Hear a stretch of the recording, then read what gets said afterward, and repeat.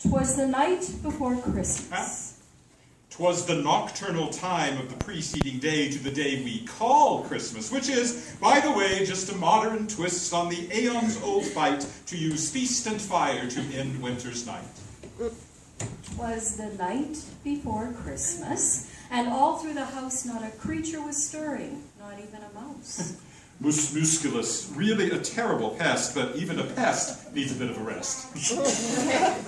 The stockings were hung by the chimney with care, in hope that St. Nicholas soon would be there. Though that old-fashioned chimney's so energy poor that next year I'm making him use the front door.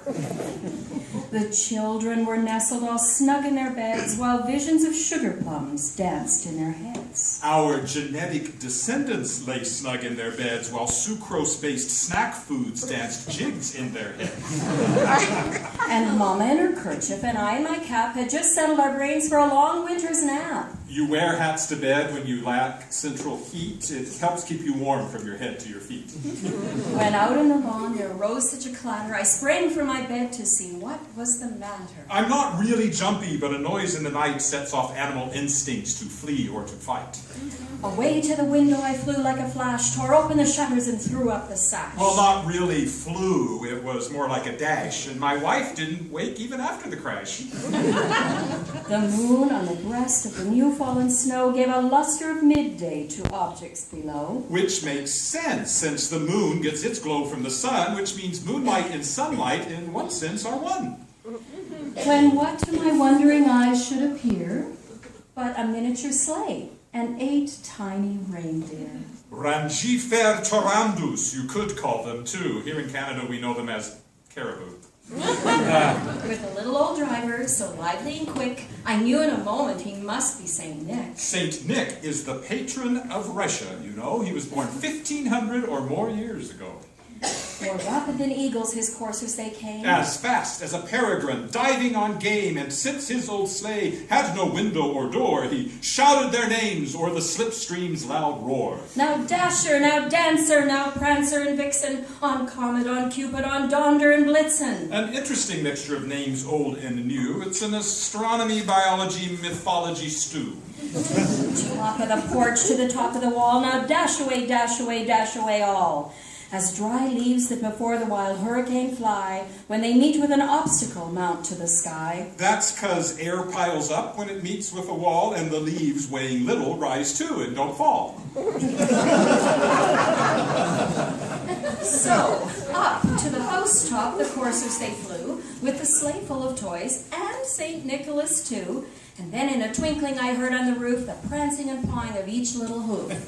Not to mention the cracking of each little shingle. Reindeer weigh quite a lot, and so does Kris Kringle. As I drew in my head and was turning around, down the chimney St. Nicholas came with a bound. I can only assume, since his legs didn't crack, that friction twixt him and the bricks held him back. He was dressed all in fur from his head to his foot, and his clothes were all tarnished with ashes and soot. And since so much creosote blackened his hide, I no longer fear carbon monoxide. A bundle of toys he had flung on his back, and he looked like a peddler just opening his pack. His eyes, how they twinkle. Reflecting the light. His dimples, how merry. 1, 2 left, 1, 2 right. His cheeks are like roses, his nose like a cherry. I thought for a sec he'd been drinking my sherry. His droll little mouth was drawn up like a bow, and the beard on his chin was as white as the snow. And did you know that white hair is not really white? It looks white because it's transparent to light. The stump of a pipe he held tight in his teeth, and the smoke had encircled his head like a wreath. We must forgive Santa this unhealthy sin. He was born before all of these studies were in. He had a broad face and a little round belly that shook when he laughed like a bowl full of jelly. It's amazing, you know, that he's lived for so long, what with all of the things that he eats that are wrong. He was chubby and plump, a right jolly old elf, and I laughed when I saw him in spite of myself. Laughter benefits heart, lungs, and brain, it's been said.